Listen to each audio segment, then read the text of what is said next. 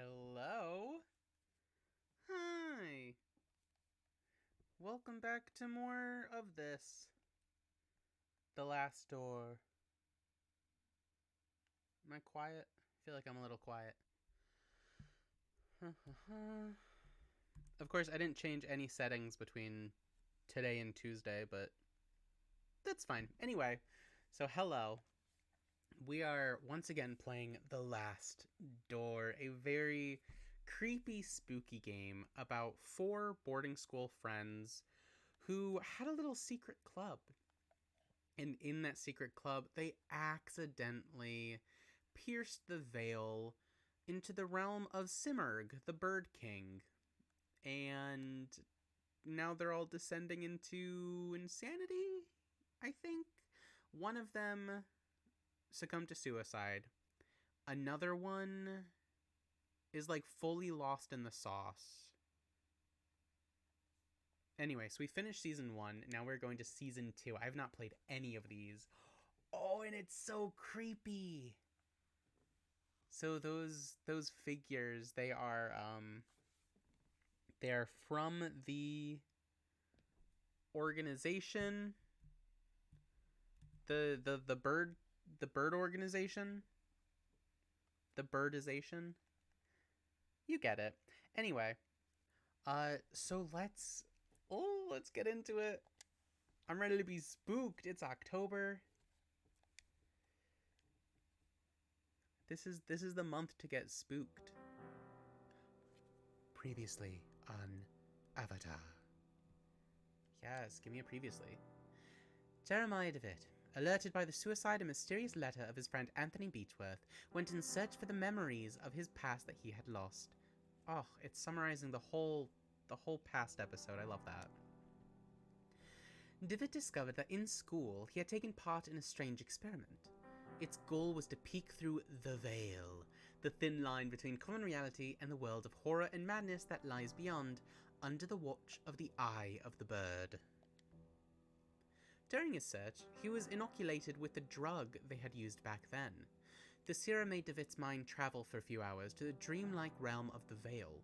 There, he met his old classmate Alexandre Dupre, who urged DeWitt to join his cause and cross with him to the realm of the Bird. Ooh. When DeWitt woke up from his trance, he found himself deeply convinced by his friend's words. He travelled to Dupre's house, where he discovered his friend had dosed himself with a new serum, leaving a catatonic body behind. This new drug was capable of transporting the mind permanently to the Veil and beyond. Finally, DeWitt found a vial of the serum and had it injected. He met his friend again in the Veil, and together they walked through the last door, entering a world forbidden to human eyes. DeWitt's therapist, Dr. John Wakefield, worried by his patient's disappearance and strange visions, had sought the help of his colleague professor, Johann Kaufmann, an expert in the occult. Searching Anthony Beechworth's house, Wakefield and Kaufmann found a disturbing returned letter in which Anthony had tried to warn Alexandre Dupre of what could happen if the door was opened. He feared something from the other side might then come to ours.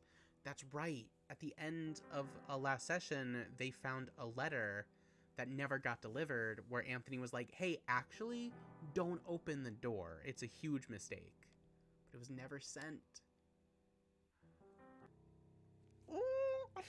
Ooh, okay.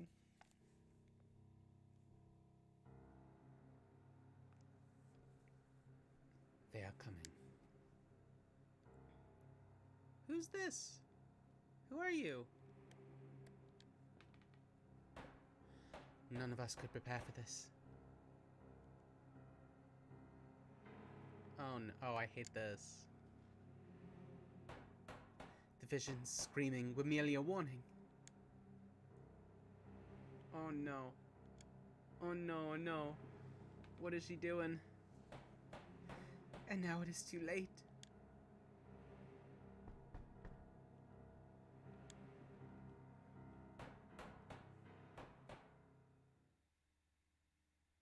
They are coming.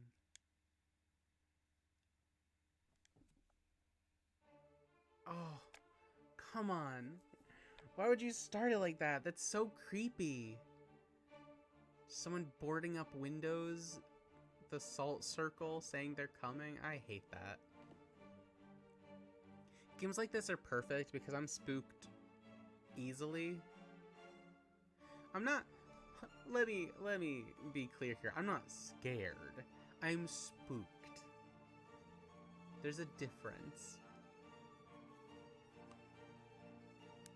Oh, I'm so excited. Okay.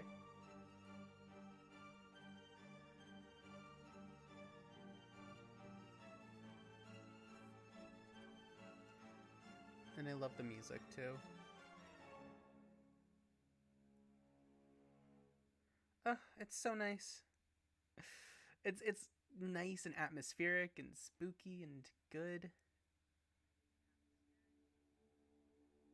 I just keep checking the sound. Okay. Last night I had the nightmare again, but this time it was different. This time he talked to me. Who talked to you? Ooh, where are we? Who are we? It was the same unknown street, void of any sound and life. I walked aimlessly, as if I were lost.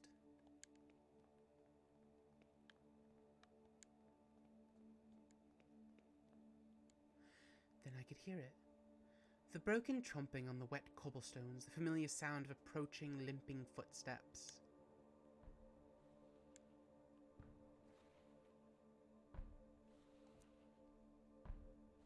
No. Oh, okay. I was like, it's gotta be like a zombie or something. Then as before, he stood in front of me, gazing unrelentlessly, like he was expecting something.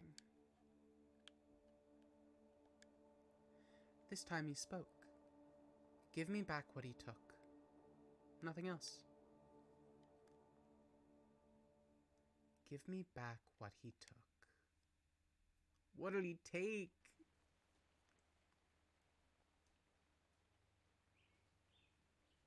No, I have fallen asleep again. What time is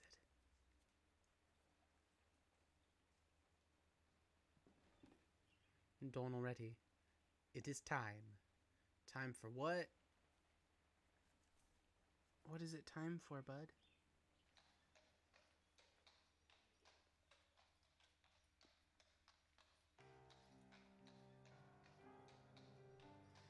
It was several months since Kaufman and I had found that mysterious letter in Anthony Beechworth's house.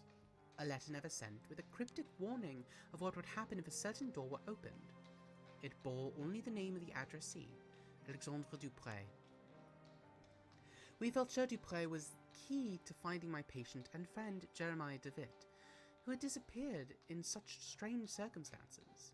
So this is the main character's therapist.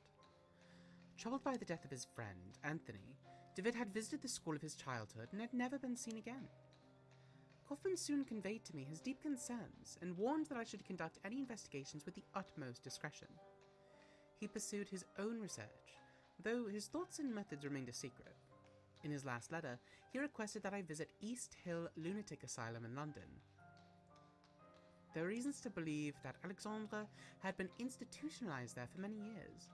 I was asked to confirm this hypothesis, and if it proved correct, to gather whatever other information might arise. Ooh, okay. So we're not going to be playing as Jeremiah this time. Because Jeremiah is also now lost in the sauce. He's on the other side. London. Whoa. Yeah, let's go to East Hill.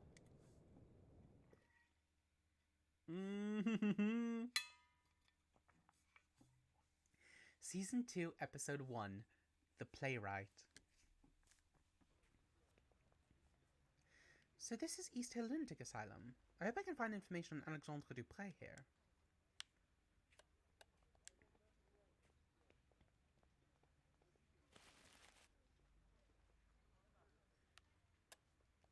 Good morning. Would you give me a newspaper? Yes, sir. It's 6 pence. I'm afraid I don't have 6 pence. Can you make change for a shilling? I'm sorry I can't, sir, but you know where to find me when you have the coins. What can you tell me about this building? The asylum. I've never been inside, and hope I never will. It's full of crazies, you know.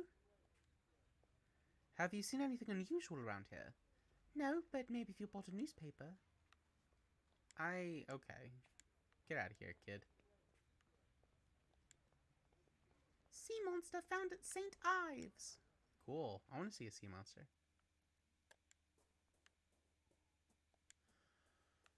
Okay.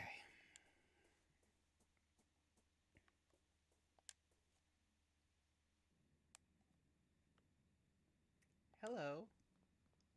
Good morning, madame. My name is Dr. Wakefield. I am a psychiatrist. Oh my, good morning. Forgive my manners.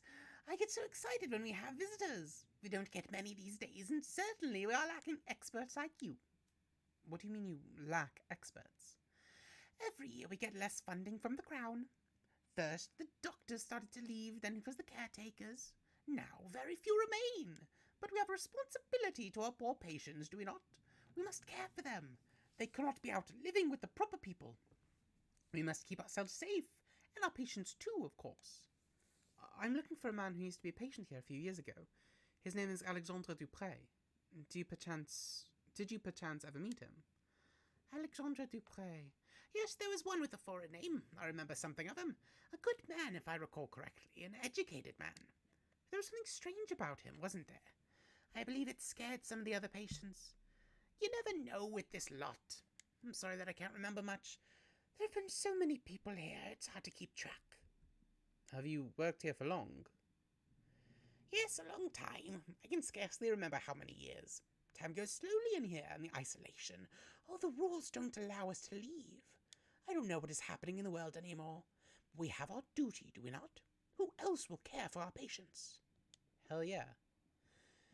May I request access to the Institute's archives? There should be some information there about the man I'm looking for, Mr. Dupré. I'm sorry, Doctor, but the archives are private.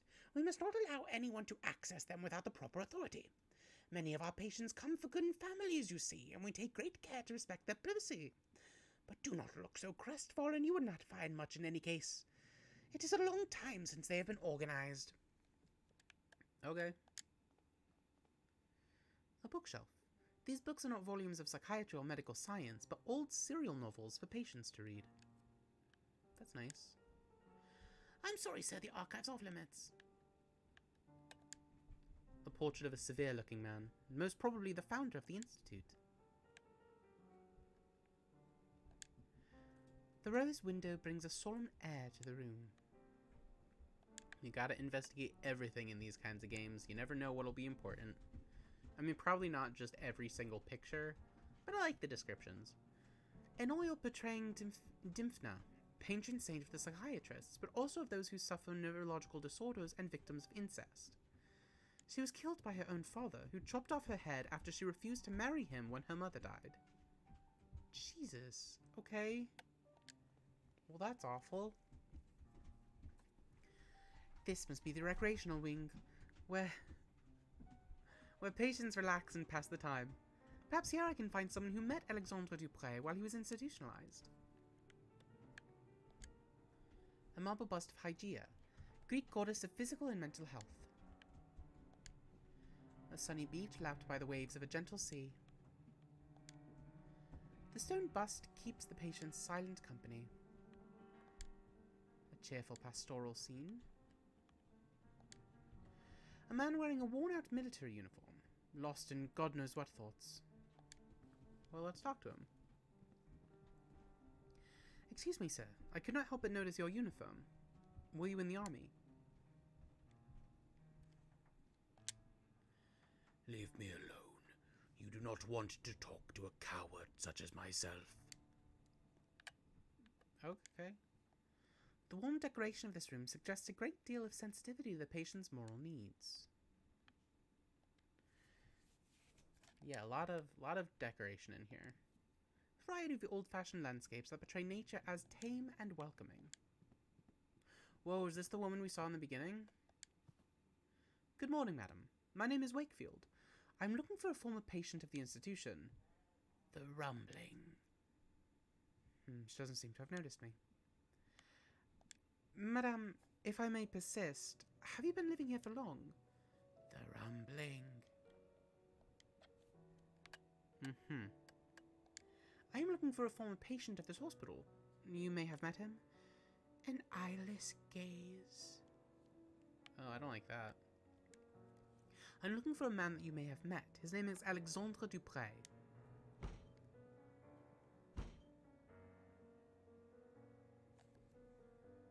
Okay, she didn't like that. What a strong reaction upon hearing Mr. Dupre's name. She must have at least met him. How can I get her to talk to me? Well, who are you? Good morning. I'm a psychiatrist, Dr. Wakefield. Quite an impressive institution you have here. Can I ask for your assistance? I'm looking for a former patient of this institution. His name is Dupre. I'm sorry, sir. I have never heard that name before. Maybe one of your senior colleagues could know something about this former patient. Well, you could ask Miss Riswell in the entrance hall. She has been here for years, maybe for too long. You know, we caretakers live here with the patients. We are not allowed to leave the asylum's premises. This life can get to you if you don't take proper care. I try to keep as much distance as possible from the lunatics. Oh, okay, well. The asylum is quite big, but I can't help noticing there aren't many patients around. Well, apart from those in the isolation ward, it is true that there are not many patients at present, but there are even fewer of us caretakers now. We are only 3 for the whole hospital. 3? Dang. For what I've been told, in the old times, the income was enough to provide for everything we needed. A complete staff, a proper accommodation for the patients, and the best doctors. But as the newer, bigger regional asylums were built, the Crown's support was gradually withdrawn from East Hill. Soon everyone started leaving, and this is what remains. Well, thank you. In any case, I will leave you to your work. Okay. It is odd that only this window is shuttered. The curtain casts a mottled shadow over this corner of the room. Well, if she was the one in the beginning, she was boarding up the windows. Maybe she doesn't like looking outside. I get it. I don't look out windows. Whoa. Crazy. There's just a metal room. Or a mirror room, rather. There's a thin piece of metal holding the window open. Can I take it? Oh! Oh, what? The window is closed abruptly. A glass jar full of transparent liquid that may or may not be water. There's a coin resting at the bottom.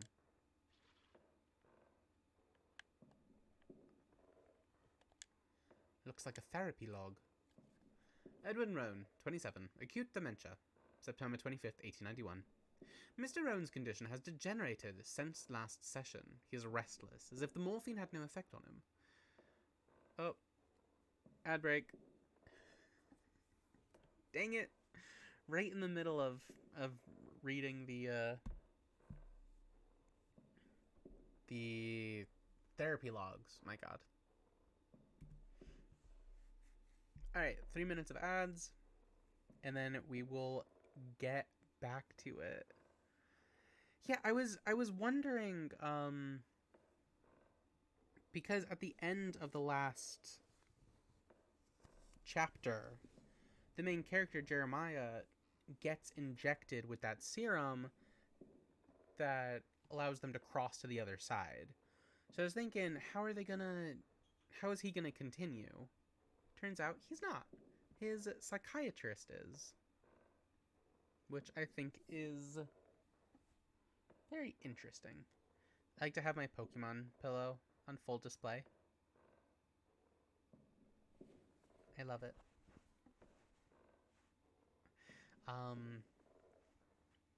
Yeah, so far I guess just curious. I'm very curious. Oh, I hate that. You close the window, and because there's no light, you can see through the... Oh, the mirror. Creepy and spooky and bad, and I love it.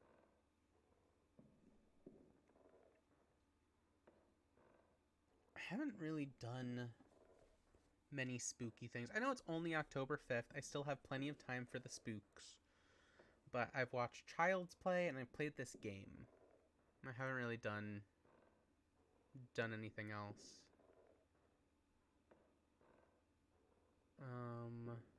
Oh, I did an episode of my podcast on Michael Myers.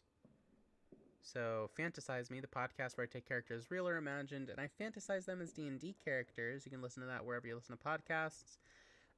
Another Halloween-themed episode is coming out next Monday. So, Monday the 9th? Yeah, Monday the 9th. I know what days are. The 9th, the 16th, the 23rd, and the 30th. Ooh, baby. I'm trying to think, because I'm going to Portland in a week. So maybe I'll just batch record episodes. And so I can just edit them there.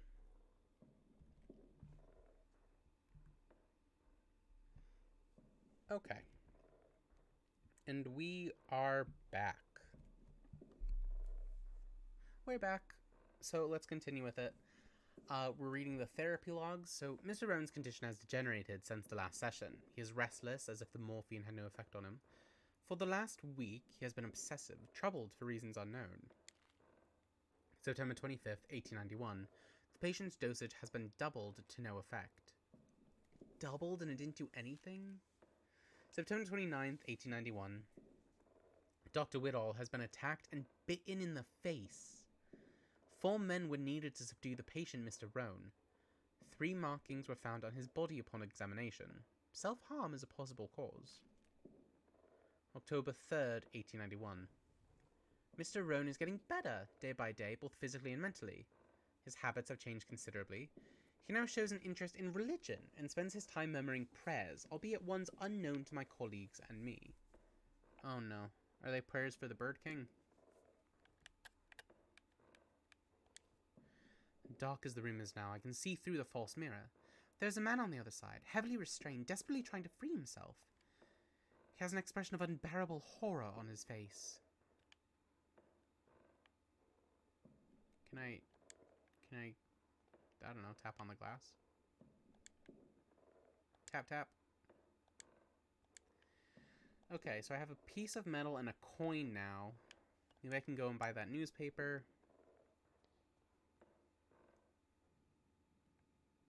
Wonder if I can ask him about the patient. No, okay.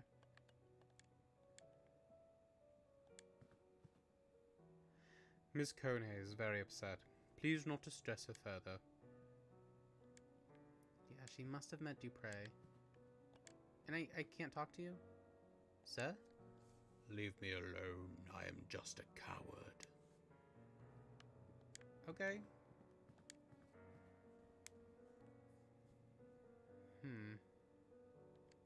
Do you know anything?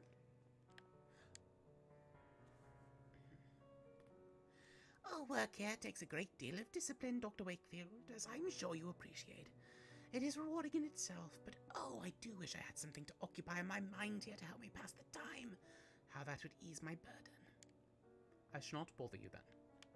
Okay, so we need to get the newspaper for her, because she also said she had no idea what was going on in the outside world, so... Hello, little boy. I'd like a newspaper. 6p, is it? Here. Thank you, sir. Alright, let's give it to our friend. East Hill Lunatics Asylum. No way, I can fast travel! That's awesome! It's very interesting. In all of the other games, or chapters or whatever, you can only go, like, one place. You're just in one place. A few cardboard sheets lie on the bench. Each has a perfectly symmetric design in black ink. Please not touch those sheets, sir. They don't belong to you. Good morning. Ah yes, a lovely morning. Sunlight of a quite fascinating character. I beg your pardon. The light. It makes everything look different. You see, light touches things, soaks into them and changes their nature. It makes them shimmer or makes them die.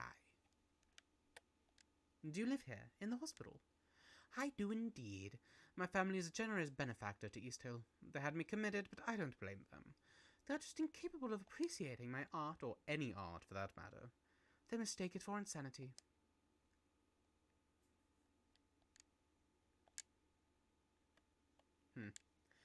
What are you drawing there? I'm not just drawing, my friend. I'm trying to feel the light, to translate its power to the surface of the paper. Those animals don't like it, though. They don't want me to succeed, so they take them away. They take my drawings and they study them, and they laugh because my eyes can see the light and theirs are blind. But someday everyone will understand. Who are they? The ones who take art away? Ha! Those foolish caretakers. They hide behind a big mirror where they think themselves safe, and they look at me, they observe me, they even take notes. You have some curious drawings right there beside you. Oh, you mean these? They are the only art that makes any sense here. The doctors use them to cajole some patients to revealing secret inner truths. I won't return them to the doctors until they've returned the art they've stolen from me.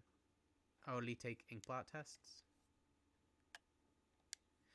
My name is Dr. Wakefield. I'm looking for a man who lived here some time ago. Would you happen to know one Alexander Dupree? Alexander Dupre? The name does not ring a bell. I've not been here long, though. You should ask the other patients. They may be able to help you. Some have been here for many years, or you could ask one of the others, the brutes who keep us here. Would you happen to know where your drawings are now? I suspect they're somewhere in the archive. Since I've seen confiscated items taken there before, you seem different from the rest. Can I trust you? I've been trying to sneak in for days now, but Miss Riswell keeps a tight guard on the door. I even stole a key from one of those guards. You're a doctor. Surely you could gain entry. If you could recover my drawings, I'd be so grateful. Here, take the key with you. Ooh. I must go. Have a nice day. Oh, you have the key. The large door is made of strong metal. This must lead to a secure ward of the hospital. Hospital. Inmate quarters. Okay. So maybe if I give the newspaper to Miss Riswell, then I can get into the archives, get the drawings back, maybe exchange them for the ink plots. Okay. Hey, Miss Riswell, guess what? I have a present. Why, thank you kindly. How thoughtful you are. How thoughtful you are. Oh, she ain't paying attention. Slip right in. This is the hospital archive, where a record of each patient must be stored.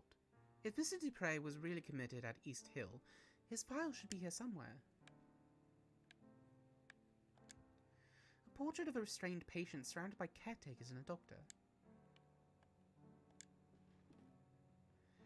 It has been a long time since this desk was last used. It is covered in discarded papers and pens and a noticeable layer of dust.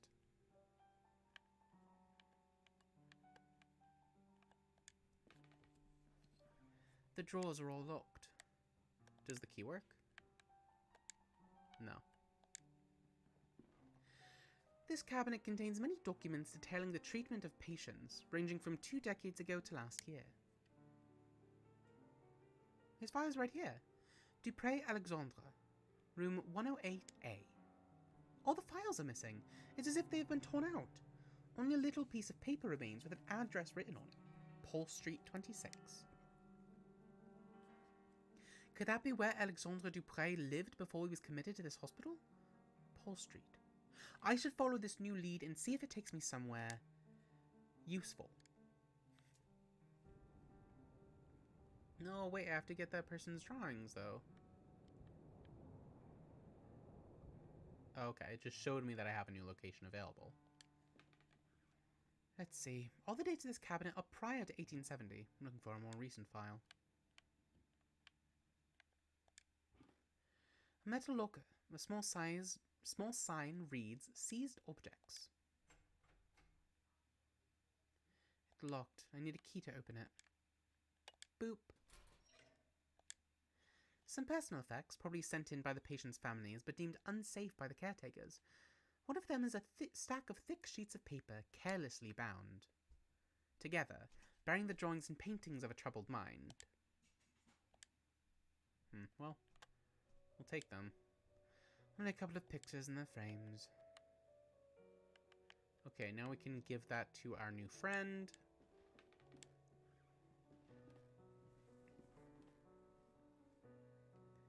In exchange for the ink blots, maybe? Well, let's see.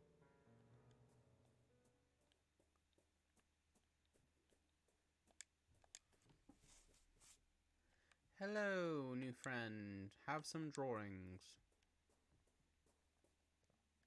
Here, are these your drawings? Great wonder, they're back. Someday they will understand light and shape as I understand them. Thank you, friend. If you want, take these cardboard sheets. Thanks to you, I have no more need of them.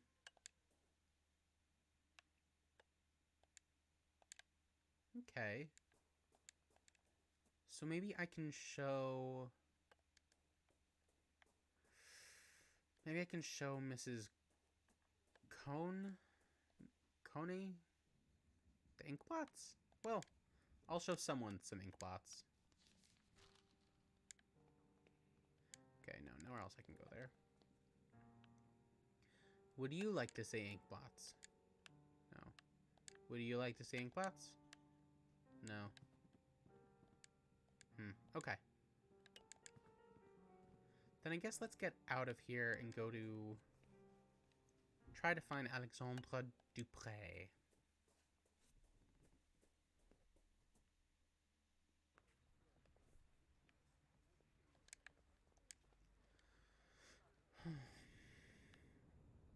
Okay, over to Paul Street. Oh, this is spooky. I don't like it here. The door is number 24. I'm looking for number 26. Is this it? Number 26. This is the place I was looking for, but the door is bricked up. I must find another way to get in. Paul Street. Can you go in through the window? The windows are so thoroughly cemented over that it almost mixes with the facade.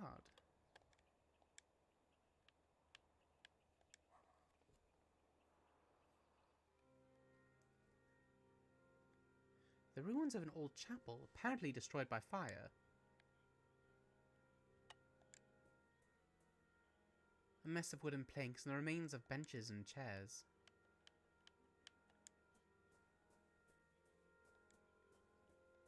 What is this? An improvised altar covered in candles. With this candle I can light my way through the dark. There's someone on their knees praying. Their face is covered by a hood. We can't talk to them? Alright. Ah!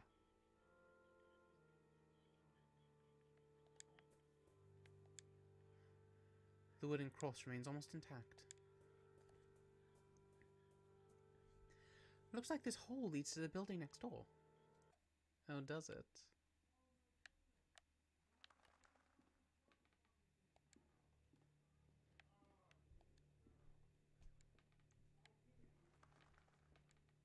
Huh.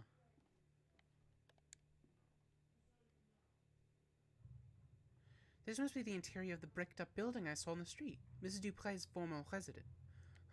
Mr. Dupré's former residence. Mr. Dupré's former residence. I cannot tell who is depicted in the portrait since it's so badly damaged. It seems someone crushed it into the floor. The door is bricked up. Okay, so we made it inside. There's something among the ashes. Snatch. It's a piece of paper. It looks like some kind of message, but there's only one half here. The paper's been carefully burnt.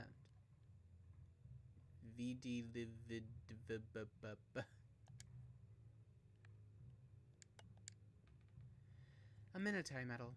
There is a leaf of Her Majesty the Queen and several pieces of metal engraved with the names of battles unknown to me. I'll take this with me.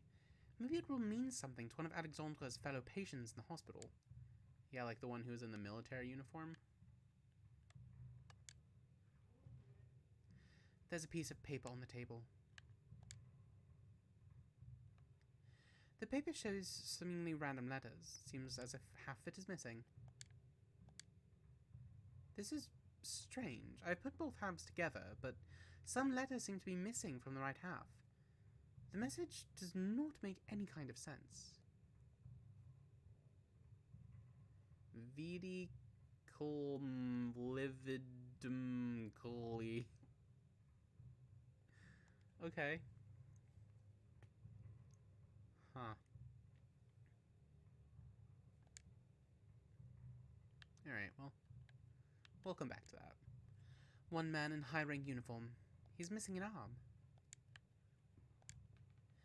Few books remain in the shelf, mostly doubtful treatises in chemistry and alchemy. Among the titles are Trithemius's De Lapide Philosophico, Geber's De Inventione Veritatis, the anonymous work Turba Philosophorum, and Ludwig Prin's Mysteries of the Worm. A large metal safe. Looks like the safe is working fine. I should give it a try.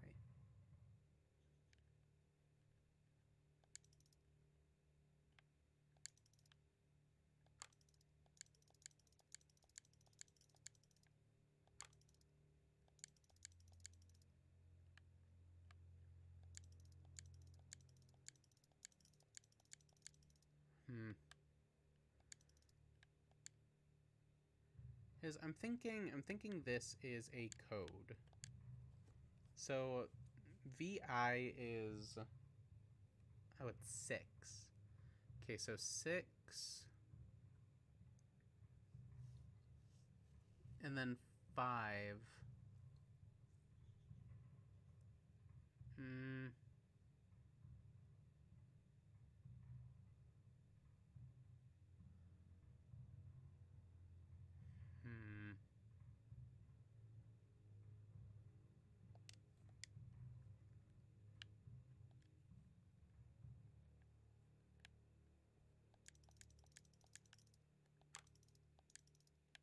Great.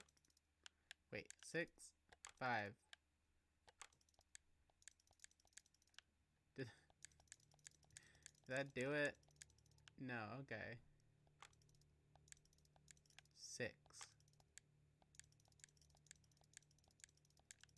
5.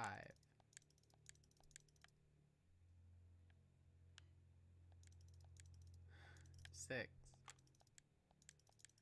5.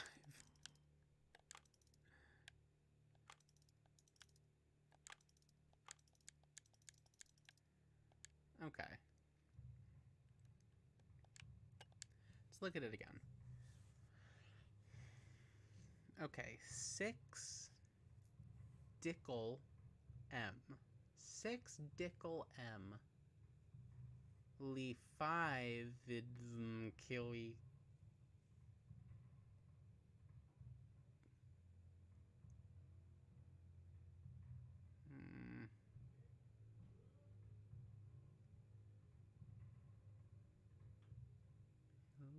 Lee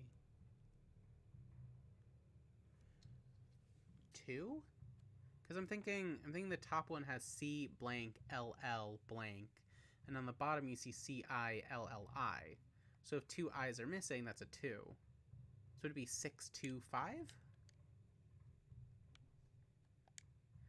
Let's see.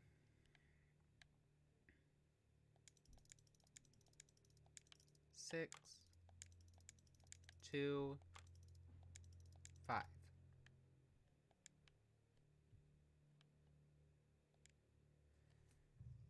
No.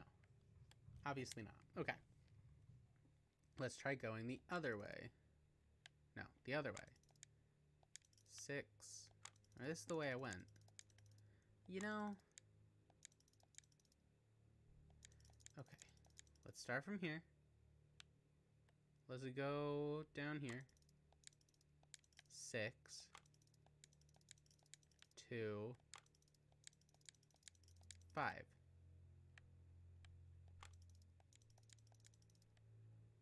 Two. Dang. I thought I had something. It could just be I don't know how safes work.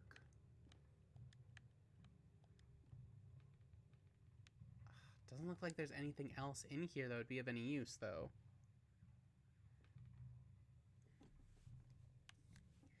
Erg. Okay, okay. What if I light it on fire? Oh, okay, yep, there it is. The heat from the candle has revealed a set of letters painted with invisible ink. The whole message is readable now. It seems to be Latin. I think it reads, "I've seen a dead eyelid move." Awful. I hate that. And the numbers are 6145. So let's try 6145. Wait, no, didn't you start from here? Okay. 6,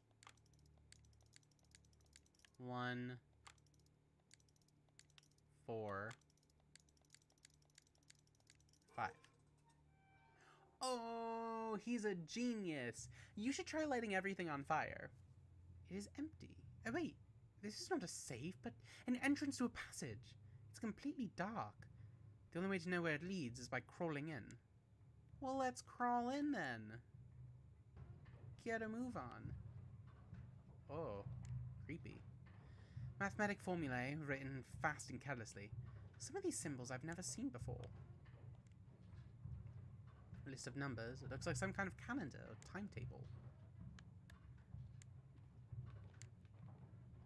A strange machine built of wood, steel, and glass. I wonder what its function could be.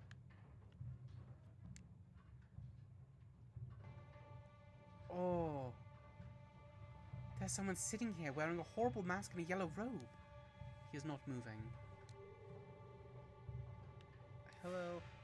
Oh. It's only a yellow robe. There's no body inside at all.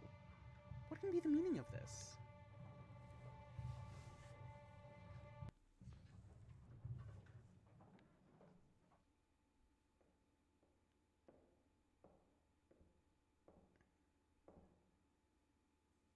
Yo. Yo. Hi. Can I leave?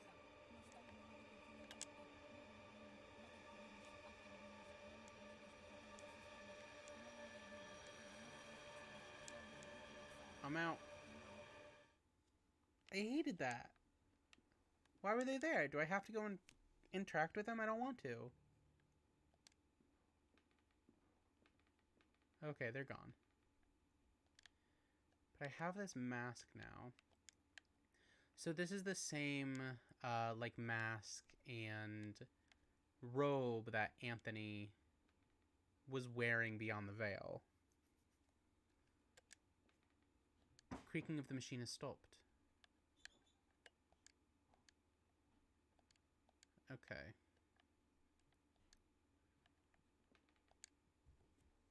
Four chairs forming a circle, as if the hideout served as some sort of meeting place. Probably did. Alright, let's get out of here. We have the metal, we have the mask, we have the ink blots. We've got some stuff now. Is that the same hooded figure that was praying at the altar?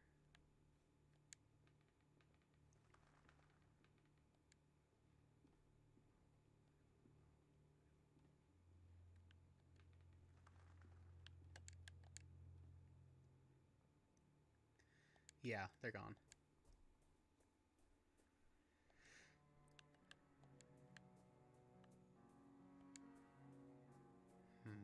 Okay. Well, that was creepy and bad. Let's go back to the asylum.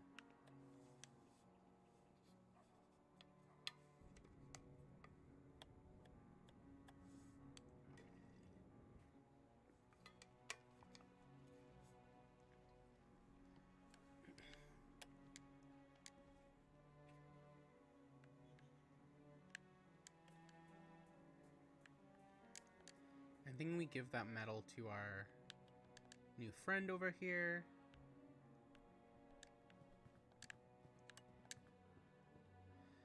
This medal. I had one just like this. Got it after the Battle of Laing's Neck in Majuba Hill in 1881. A decade ago now. For distinguished conduct in the field, it said. What a farce. So we're in the army, as I thought. Allow me to introduce myself. I am Dr. Wakefield.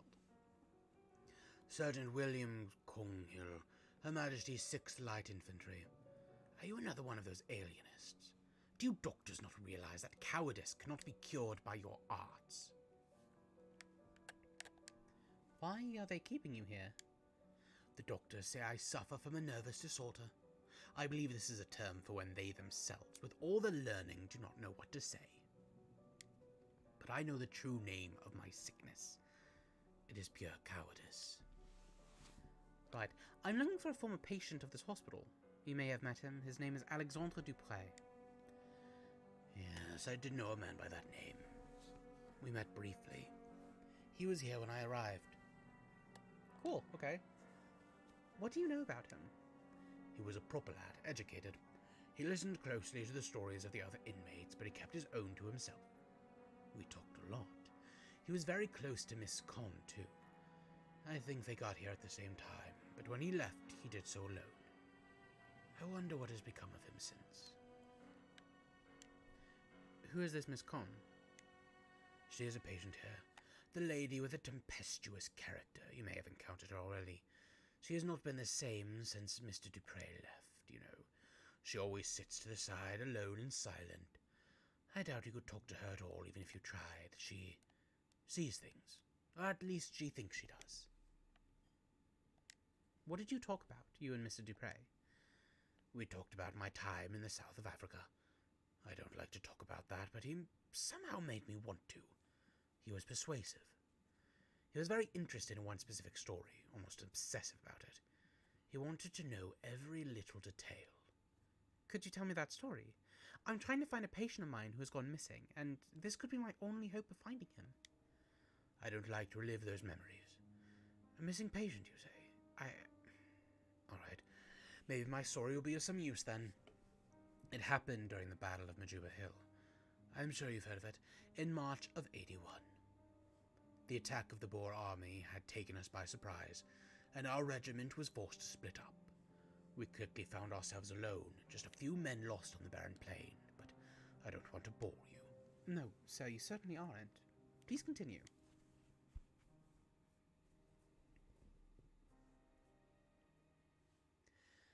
As I said, we were few, and we were sure the enemy was lurking out there. In the cold air of dusk, a thick fog formed quickly, masking everything around us. We could barely see each other. Ooh, okay.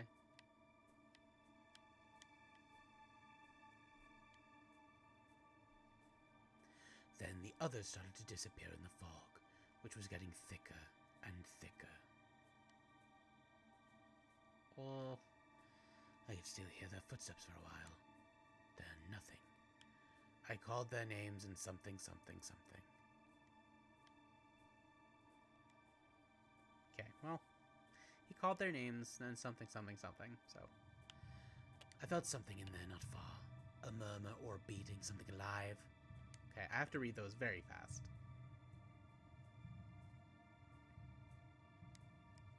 All of a sudden, my feet felt something in the Marder body. They were all there, dead. Only Captain Skid was missing.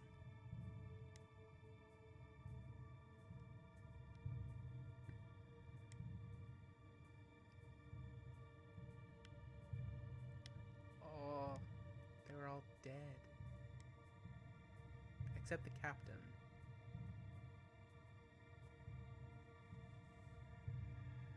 Then the mist cleared out. What had happened? I never knew for certain. I didn't see anything, or if I did, my mind refused to bear such memories. What happened to Captain Skid? When he finally regained consciousness, it was like someone else looked out at us through his eyes. I guess whatever happened affected him, changed him. I know he came back to London. Mr. Dupre asked me of his whereabouts. Maybe he tried to contact him to hear the rest of the story. He was quite preoccupied by it. Do you know where I can find Captain Skid? The last I heard from fellow veterans, he had lost himself to a frenzy of alcohol, opium, and bad company. This downward spiral led him, as many others, to a wretched nadir, a dirty hole deep in St. Giles' Rookery, known as the Crimson Nest. Mayhap you will find him there, alive even if you are lucky. Here's a picture of our regiment. You can see him there. Okay.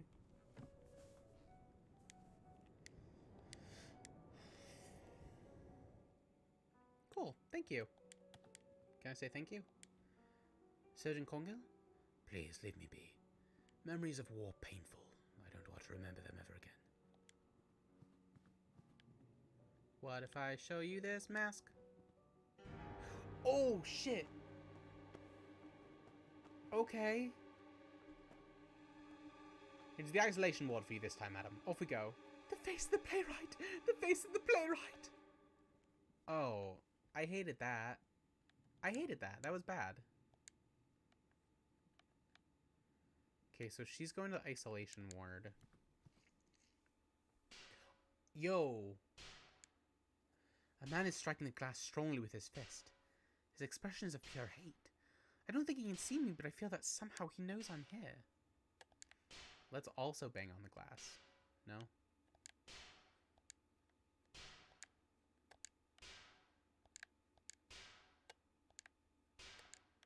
Okay. He's just banging on the glass. Let us keep it closed. The room stays dark, and I can see clearly through the mirror. Okay, so he's... whomever that is out and about. They took Miss Con.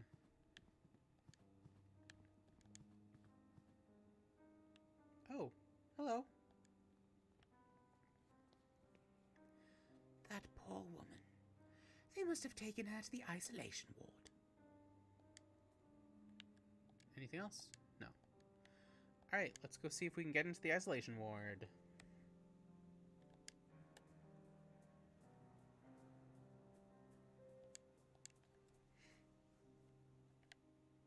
Do you see anything?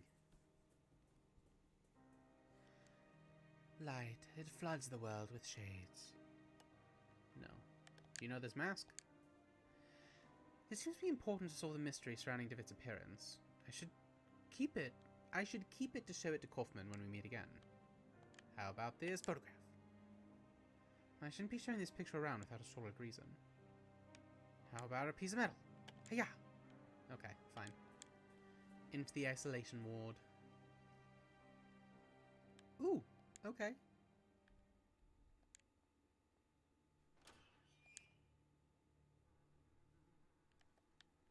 Hello. Wow, there's just vines growing from the inside. Hello, my name is Wakefield. The butterfly is not what it seems. Excuse me, but what butterfly? There is more after the scarab. The scarab is not what it seems. Interesting. So the butterfly is not what it seems. Something scarab. Not much light manages to reach this room. Okay, cool.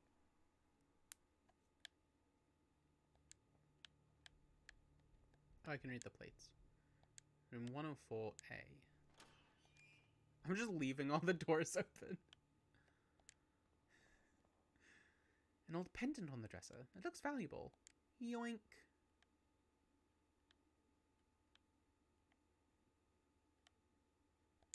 Can I take metal to these bars? Alright, fine. This guy's just going into the ward, opening doors, leaving them open and robbing the place. You should be arrested. An impressive painting of a lovely maiden. It is equipped with a fitting, magnificent frame.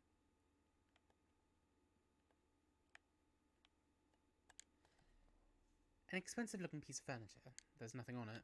Nothing for me to steal. It is a bed. There's nothing special about it. A mirror covered in dust. I wonder what things it has seen in this room. Okay.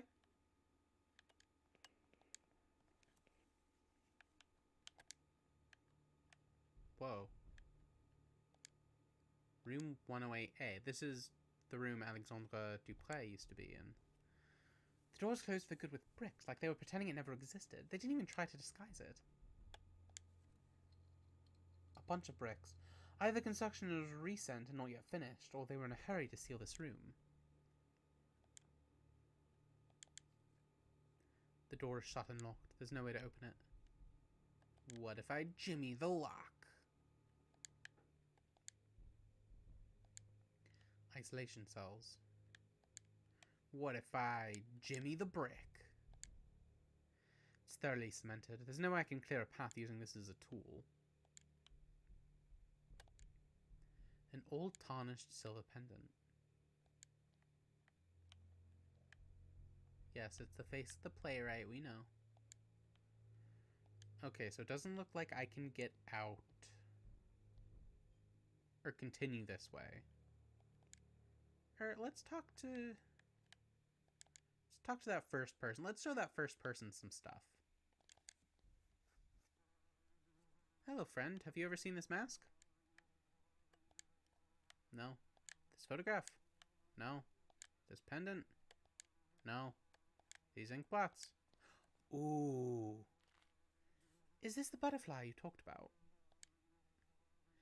It displays its wonderful colours, fills your eyes with awe. This is only a show. Beyond the veil, its body crawls on the dirty ground, hides in the darkness and transforms. Another of its lies. So what would this be? Its dark body creaks and rustles with its blind movements. Slowly, step by step, it gets closer and closer and closer and closer. What about this one? It will come, whatever you do. It will cry out loud, looking at you from everywhere at the same time. What about this one? Him. Him? His mask. My mate from the other room used to scream at night. Always told us he could feel something under his bed, a presence, an eyeless gaze. Oh, is it this face?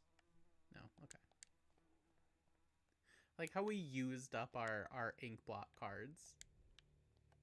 They're gone. Okay, so let's go check under the bed.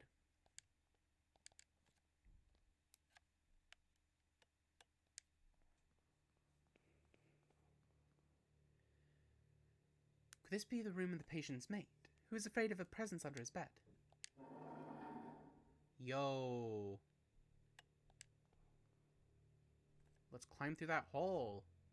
Yo, what? The door is bricked up. Why would they do such a thing? Was this Alexandre's room? The window is sealed too. Almost no light can reach the room. I doubt anyone has slept in this place in a long time. There's something written on the wall. One of them came last night. I knew what it actually was because of the sign it carried. The sign of the eye. I killed it and hid it well. If more come, they will not find their friend nor its eye. I hate that. Just checking to see if like one of the tiles I can select, because maybe he hid it under the floor.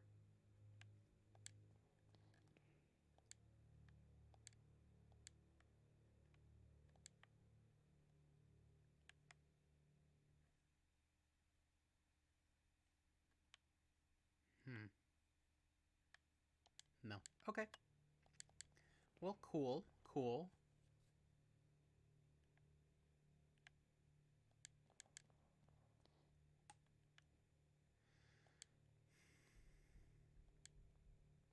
Alright, so I think let's get out of here and try to find Skid. Is that his name? The military dude.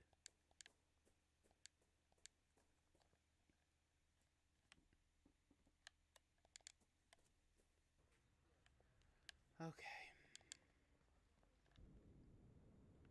St. Giles. This is the slum of St. Giles. The Crimson Nest shouldn't be far.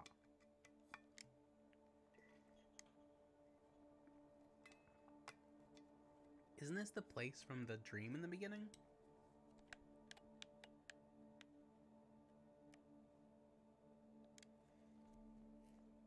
Oh, it totally is. The soft glimmer of the street lamp casts a comforting glow on an otherwise empty street. Yeah, you think it's empty. Yep. Yep, here it comes. Just like in your dream, bro. This man. He looks like the man from my nightmares. He is blind in one eye. The empty socket glistens in the lamplight. He seems to want something from me. In my dream, the man had said, "Give me back what he took."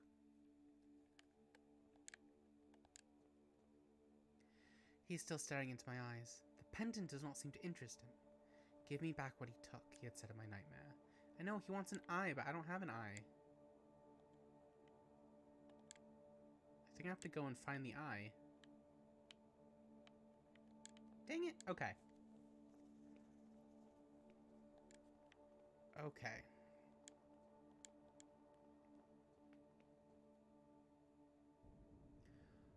Back to East Hill.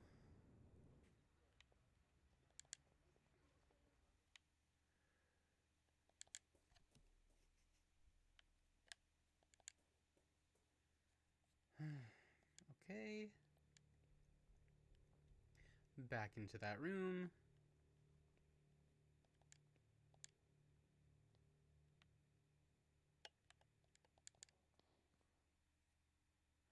Okay.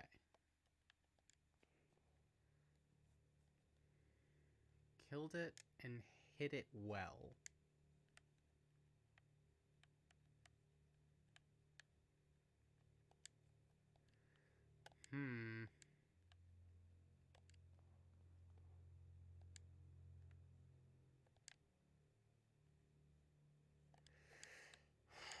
Okay. Maybe we should go and explore the other room.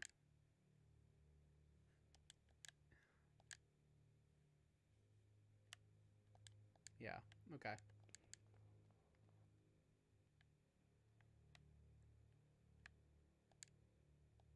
Behind the mirror. In the cabinet. Behind the frame.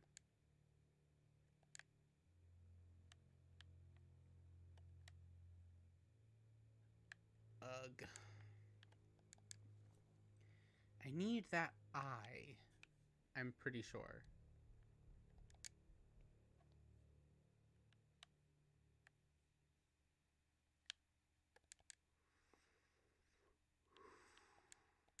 Alright, let's go see if this person can help us anymore. Probably not, but... Yep, his mask. Feel something under his bed. Yeah, we went under his bed. Is it this mask? This pendant? Do you want this photograph? Do you want this fire? This piece of metal? Man!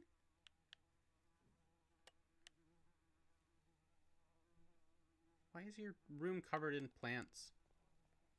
I don't hate it.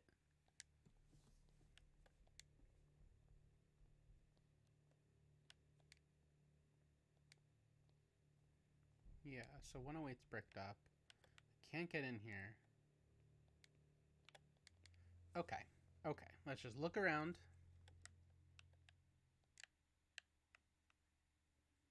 See if any of the items are usable.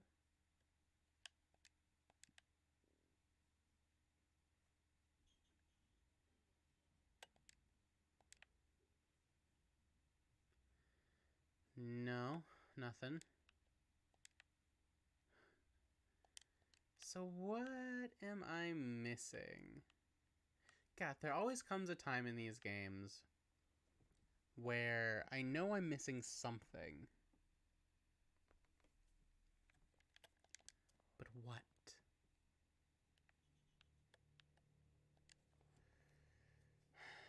One of them came last night. I knew what it actually was because the sign it carried, the sign of the eye. I killed it and hid it well. If more come, they will not find their friend nor its eye. But it's not under the bed.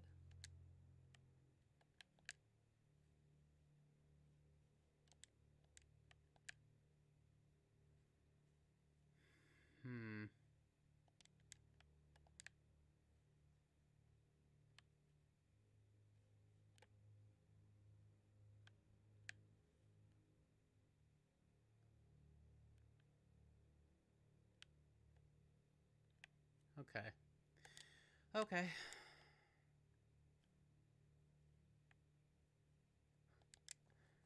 Fine. But I'm pretty sure I can't go see that guy until I have the eye. So maybe he hid the eye somewhere else. Maybe it's not even in the isolation ward. Or in this area. Like you, have you seen an eye anywhere? No.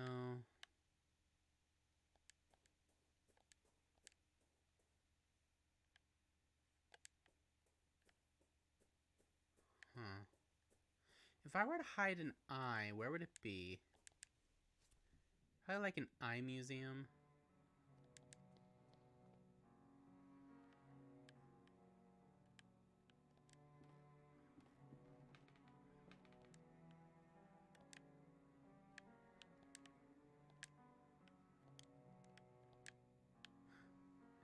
See if anything will work.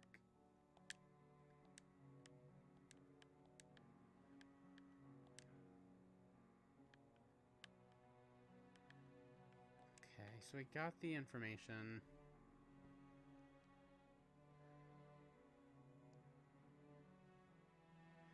Maybe the eye is hidden in Pulse Street? No, that doesn't make sense, does it?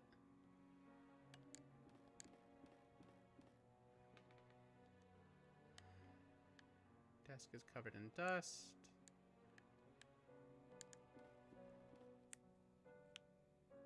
You don't know anything. You're just gonna say that poor woman.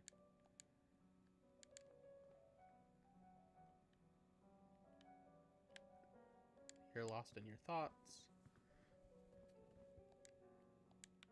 Yeah.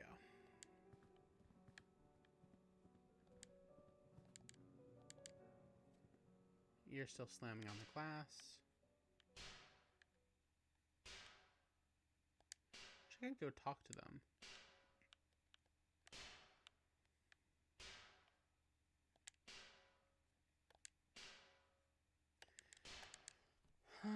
Okay.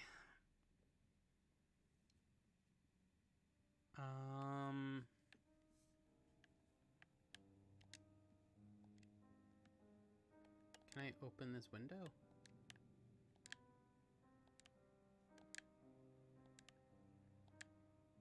Can I burn through this curtain?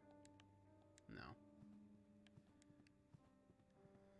What do I do? Where do I go? Do you want this pendant? Do you want this mask? Do you want this photograph? Piece of metal? You don't want anything.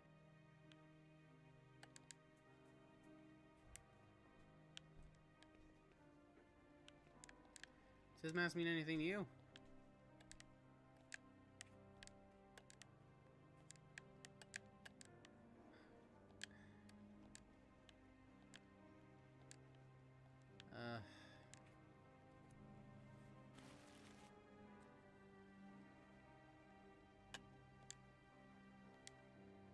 Oh, right.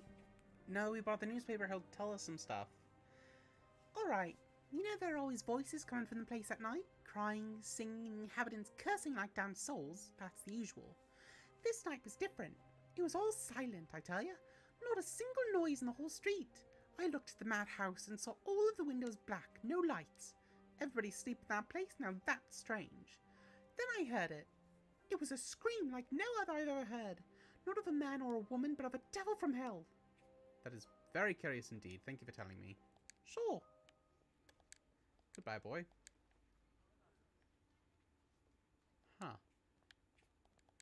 So someone was just screaming?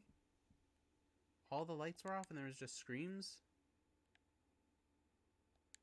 But I can't get into that room.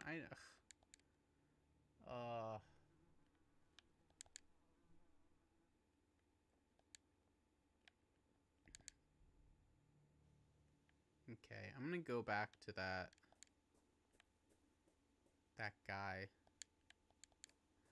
who wants us to give him something. Although maybe if I have that information, I can ask Mrs. Ribblimblim, this woman, about it. Hey, do you know about the screams? No. Hey, do you know about the screams? No. How does that information help me? Hey, do you know about the screams?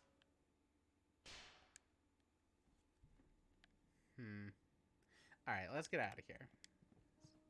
Nothing's really helping me.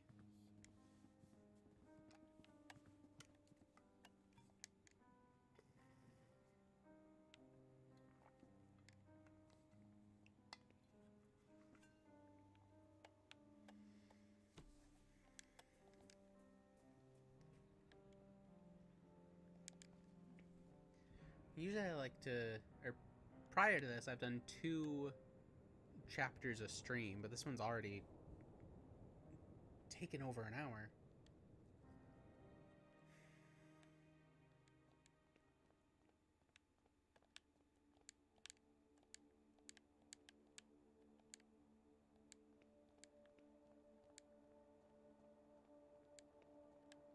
Can I just go past him?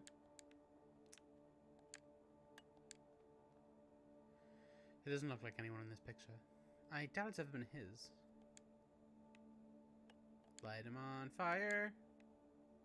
Hit him with some metal. Examine him through your lens.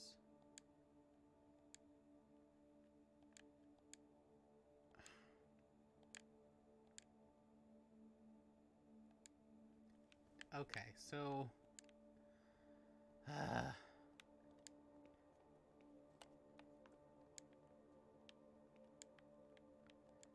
like, I know where I should be looking, but I didn't find anything there. Maybe it is here somewhere, I don't know. Why would it be though, right?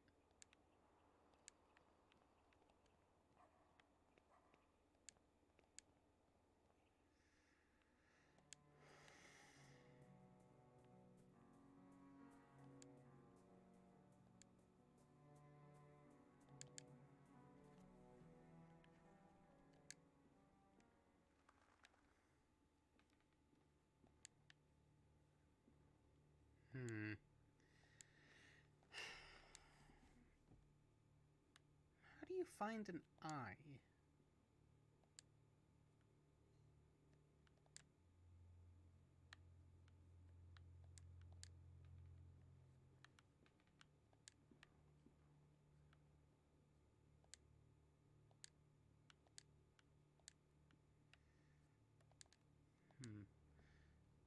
I have the pendant. That's something new since I've been back here. What if I put the pendant on the robe? It's called fashion, baby. Come on. Creaking the machine stopped.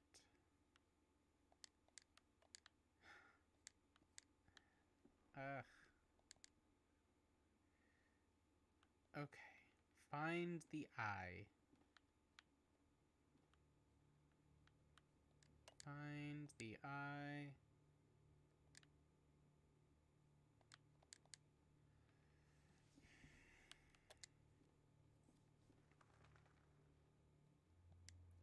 So if I have to go back to that room... I'm just saying, what can I try that's different? Probably nothing. Well, no, I mean, obviously I'm missing something.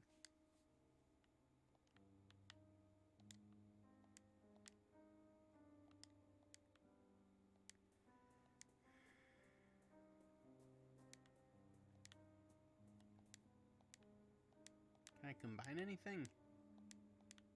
No.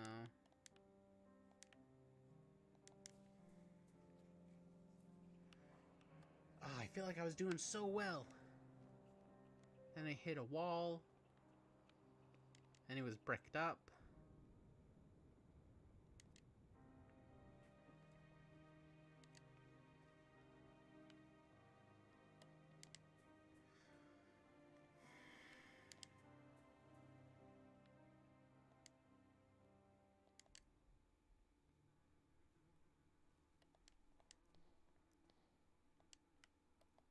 This mask. This photo. This pendant. This fire. I know that nothing works on them. I just, where's the eye buried?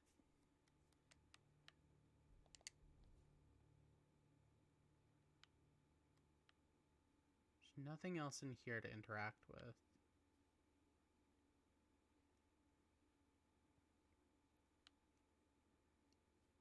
Boop.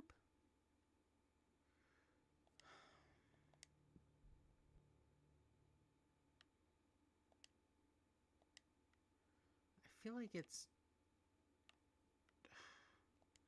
I don't know. My thought was it's a beautiful frame. Like maybe it's in the frame or maybe it's behind the mirror, but I can't do anything with anything.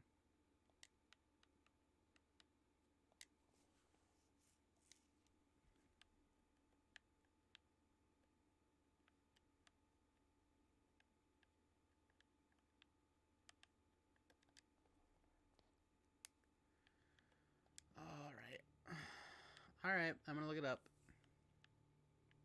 Man, I hate looking things up for this.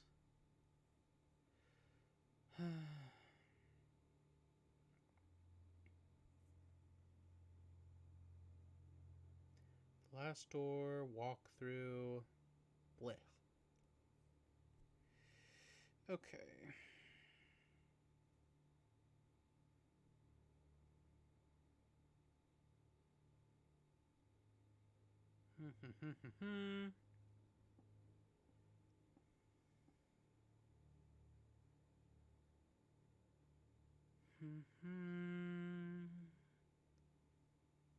Track to the bed.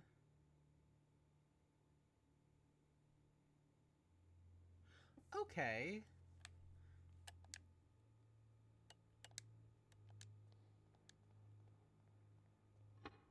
Oh my god, I had to walk over to the tile. Pain in the ass. Are you kidding me? I knew that tile was a different color, but it didn't light up when I put the piece of metal over it. And now it's time for ads. Oh, I'm gonna... Yeah. Oh, alright. That's fine. Okay.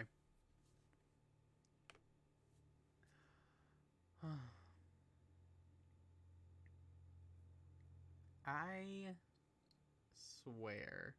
The same thing, or a similar thing, happened last time I played. I was looking for this vitriol, this like vitriolic solution, and I could not find it. I wandered everywhere looking for it. And then I looked in the guide and it's like, oh, it's in this one place where you've clicked a bunch, but haven't picked it up. Like, damn it. Let me go back and click on this thing that I've clicked before. It's not me that's wrong. It's the game, obviously. I'm incredible at games. I don't make mistakes. The games do.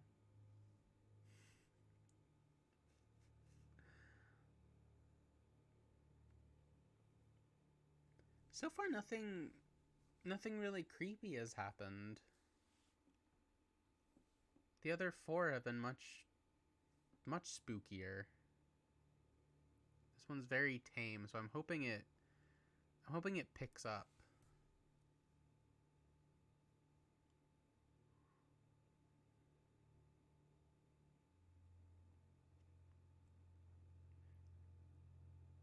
It's the only...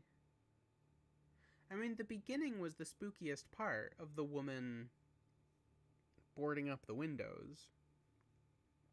And that, like, wasn't even spooky. And then, I guess, finding the mask and the robe, and then that person just, like, busting into the room and staring at us. That wasn't great, but not quite as spooky as the others.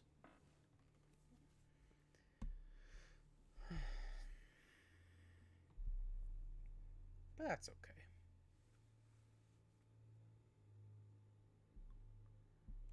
Spooky people.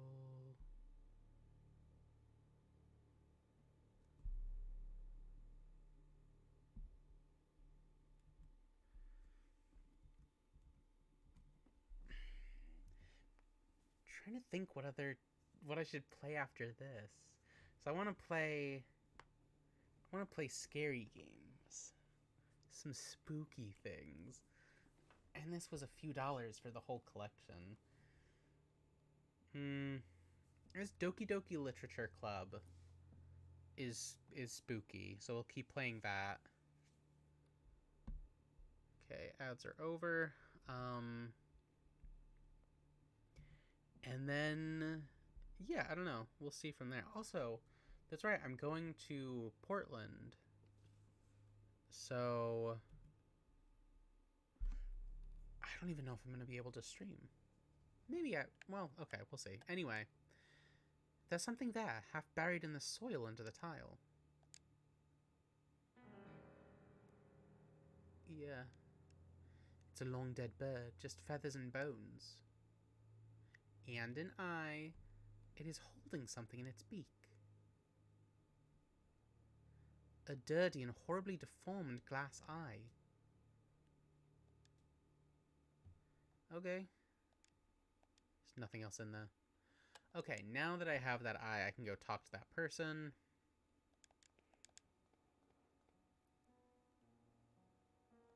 Man.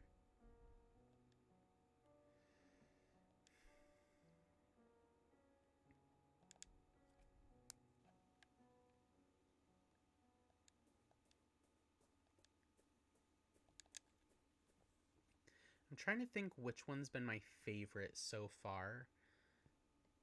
And I think it might have been the second one that took place at the boarding school. I really like that one. But the first one's good too because you have like no idea what's going on. You have no idea what kind of like horror you're in for. And I do like the third one. And the fourth. Alright, I just like this game. Anyway, here's your eye.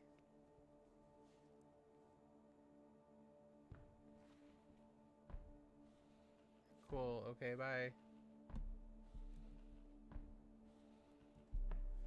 Nice.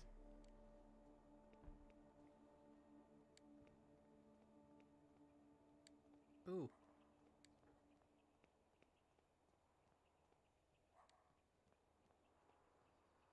Going through a tunnel, creepy.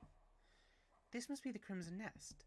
I've heard of such places where people lose their minds to opium shipped from the Orient. I never thought I would set foot in one.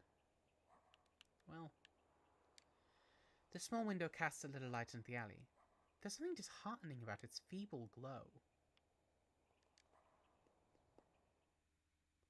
Whoa, opium den.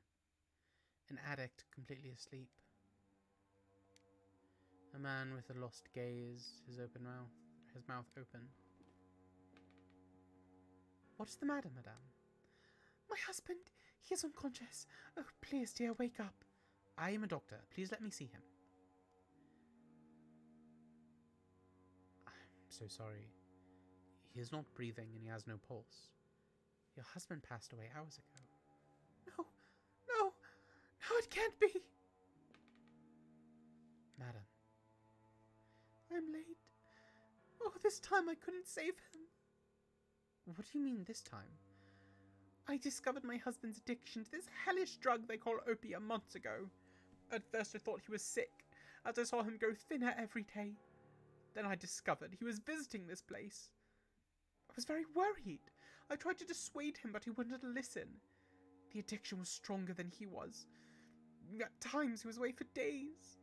I would come here and find him passed out. The only way I could wake him up was to put these smelling salts under his nose. Now it's too late. Here, take the vial.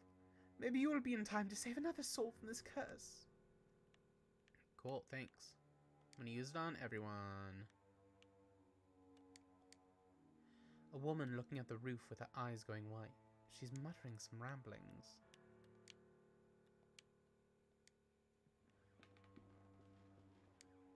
A short-haired woman, smoking without a worry. Hello, I'm looking for a man who I believe frequents his establishment. A war veteran from the south of Africa called Skid. He is writing on a slate. Can you understand what I'm saying? He has written "can't hear." So I suppose I should communicate with him by writing on the slate. Looking for Captain Skid. Don't know. Oh, he doesn't know the captain's name then. Well, good thing I have a photograph, baby. He has written something else, object of value. What does he mean by that? He wants a bribe.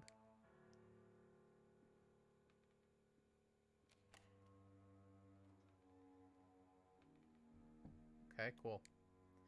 I don't think he likes me much. I should hurry. A man lying on his back, his breathing raspy and layered with phlegm and other liquids. The smoke has eaten away at his lungs. The man is curled up under a blanket, trembling as if he was freezing. It could be an effect of the drug. The musician is intoxicated with the drugged smoke that fills the air. The repeated arrangement gives a sensation that time flows slowly.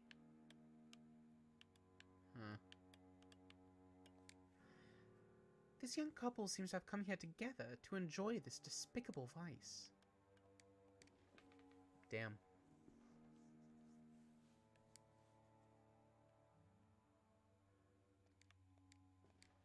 A table with several opium pipes on top. Some of them have been used very recently.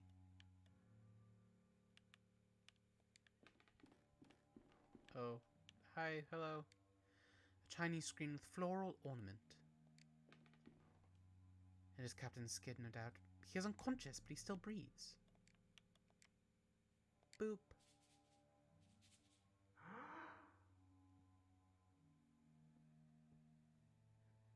Hi, new friend.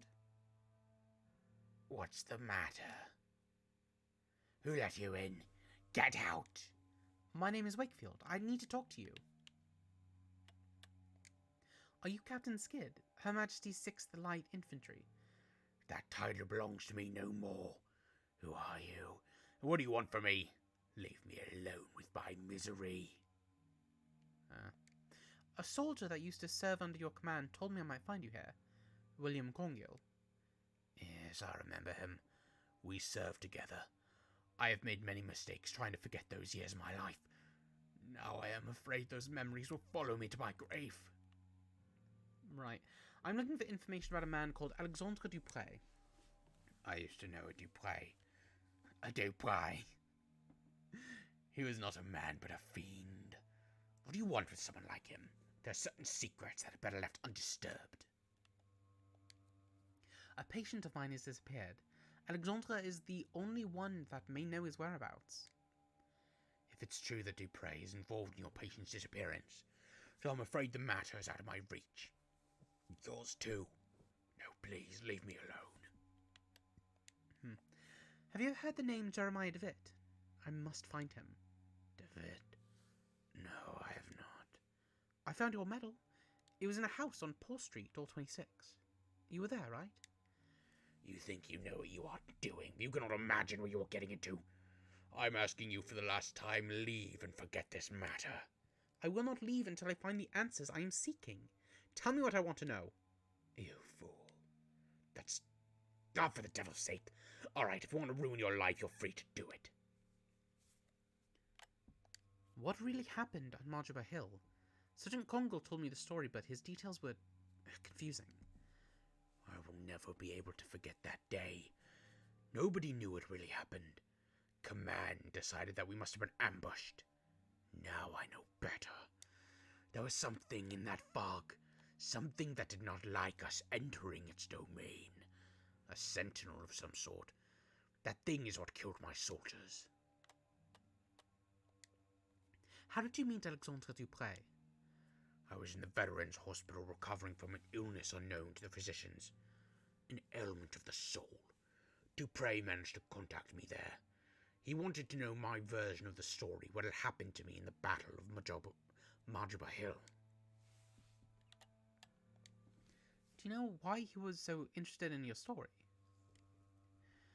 I did not know immediately, but with time I realized.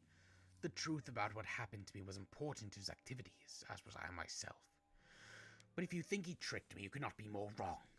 I wanted to enter the dragon's mouth. I burned with the need to know. Okay. Inside that house I saw a machine still operating. What was that? A machine? I do not know what you are talking about. That was just one of the many places used as a base for Alexandra's activities. The only one whose location I was allowed to know. What was Dupre doing then? You really don't know, do you? Have you ever heard of the playwright? Yes, I have heard it mentioned before. What is it?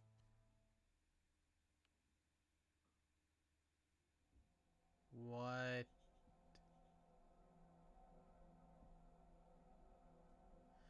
As I imagine you know nothing. Dupre is not alone. He is but the peak of a pyramid, a vast group in which powerful people take part.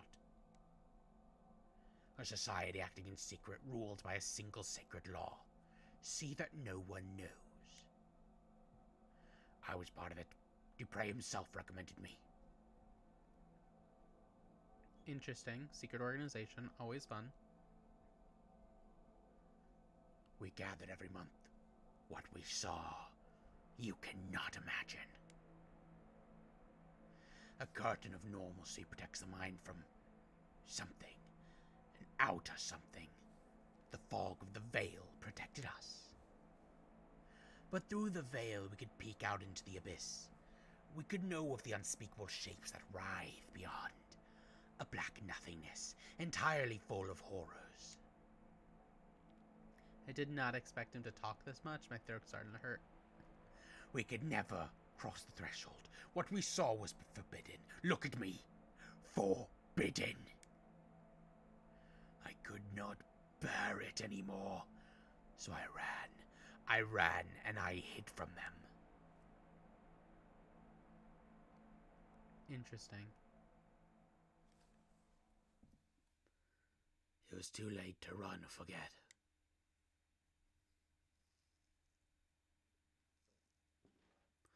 I must go back to East Hill and try to talk to Miss Conn. If what the captain said is true, she must have been one of them. She can know where to find them. Have you seen this mask? No? Alright.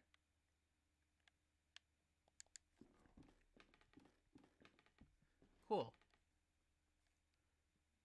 Oh. Uh-oh.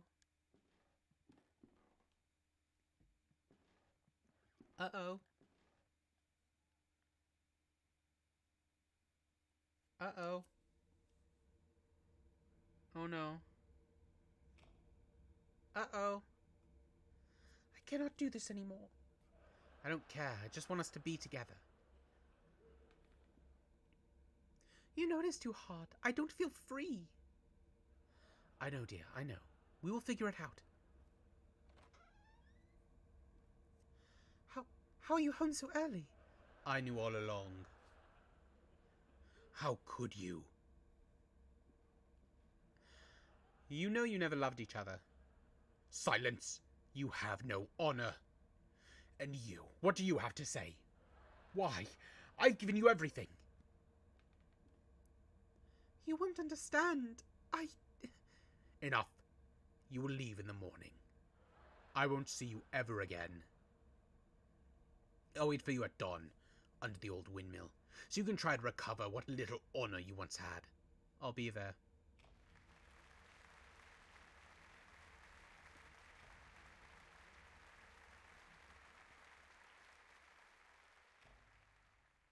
Okay.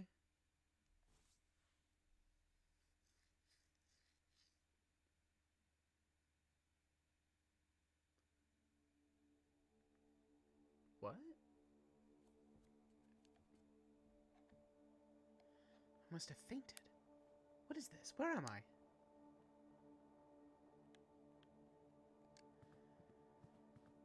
An old piece of furniture.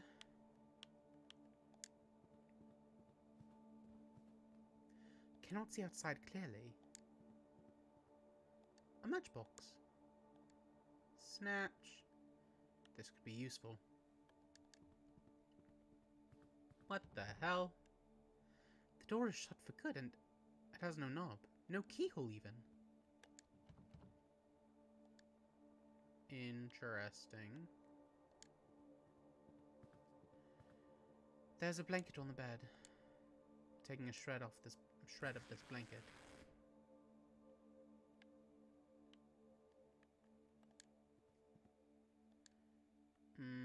What if I wipe it? What if I light it on fire?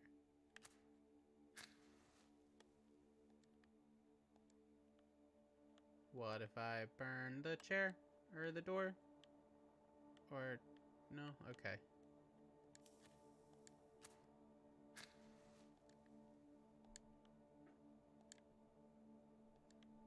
What am I trying to do here?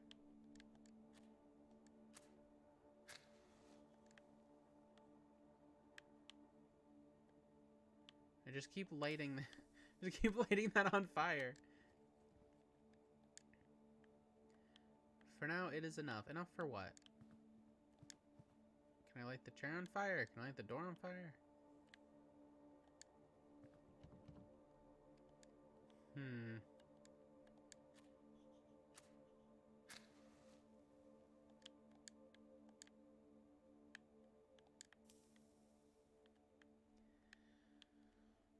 Huh.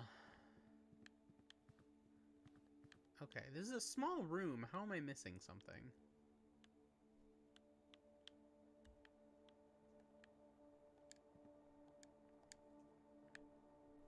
For now, it is enough. Enough for what?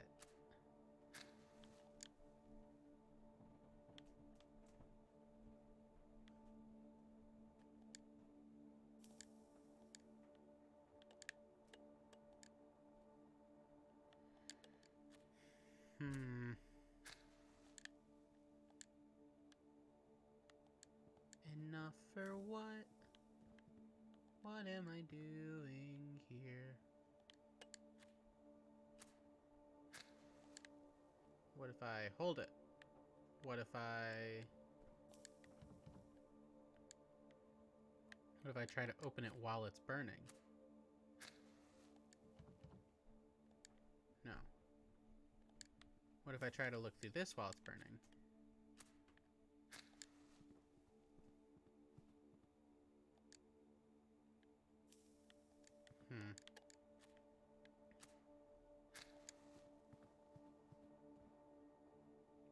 There are marks in the dust on the floor. It looks like this chair's been moved recently.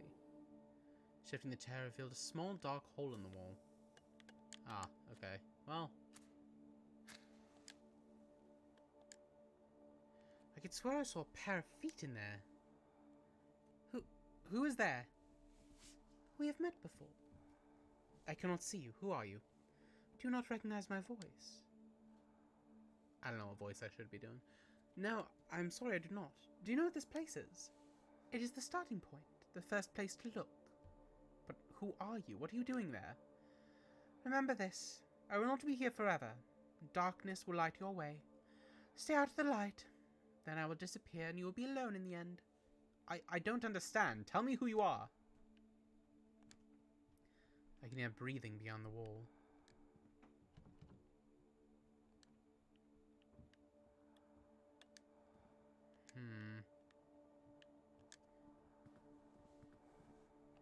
Blanket's now ruined. Can we cover the window?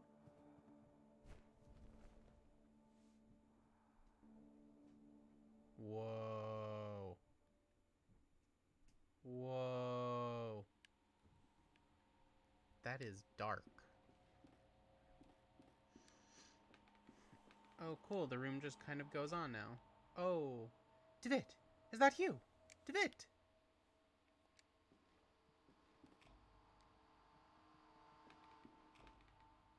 What?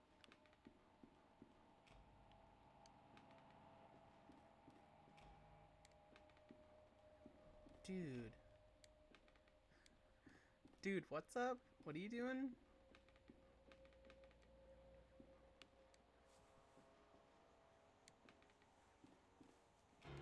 Whoa, no. Tell me, why are you doing this? Is it because you care about your patients? Or out of scientific curiosity? Is it for your pride? Because it is your professional responsibility? Or is it because it is the right thing to do?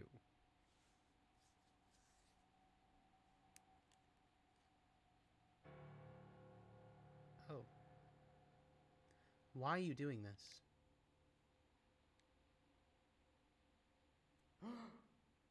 What? No! DeVitt! It is all right, mein lieb Freund. How are you feeling? I feel dizzy. What happened? Where are we? At my house. I went to East Hill to meet you and found you inside one of the cells, unconscious. Your clothes stenching of opium smoke. I had you brought here. You've been out for a day and a half. I think it's coming back to me. I was out one of those opium dens. I might have passed out after breathing that dense smoke.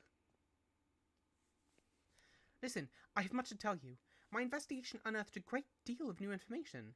Alexandre was indeed institutionalized in East Hill, but his files were missing. I managed to track down a man who knew him. He told me a story you would not believe, and there was this woman, a patient at the hospital. She was completely out of her mind. She attacked me. What is happening to these people, Kaufman? How is this Alexandre related to Mr. DeVitt? I think this patient, Miss Conn, might know how to find Alexandra. We must go back there and talk to her, whatever it takes. I am afraid that will not be possible. What do you mean? Frau Conn is no longer at East Hill. She escaped last night. God almighty. Do not worry, mein Freund. I think I may know where she is hiding. Get ready. We must leave promptly. Okay.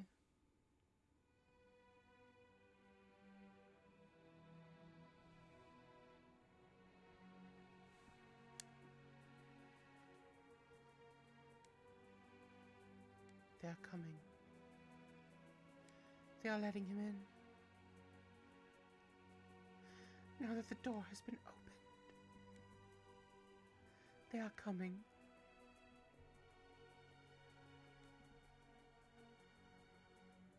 So is this the house she boarded up?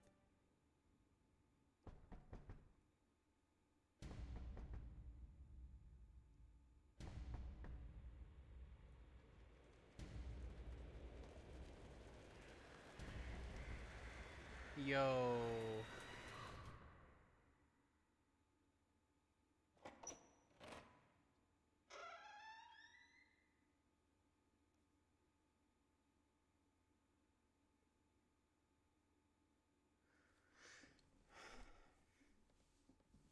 Cool, okay. Damn. Alright, so I'm not gonna start the next episode, because this one took an hour and 45 minutes and it's late. So I don't want to go for another hour plus. But thank you for watching. If you're watching the VOD, thank you for doing that as well. You can follow me on Twitch, YouTube, Blue Sky, and Twitter, all under Fantasize Me Pod, named so after my podcast Fantasize Me, the podcast where I take characters real or imagined and I fantasize them as D&D characters. Every episode that comes out Mondays in October is going to be Halloween themed. The first one out was Michael Myers. You can listen to that wherever you listen to podcasts. Okay. That episode wasn't very spooky. You learn a lot story-wise, but it wasn't nearly as spooky as the previous 4. We'll see what happens, though. Okay. Thank you so much for watching, and we'll do this again soon. Bye.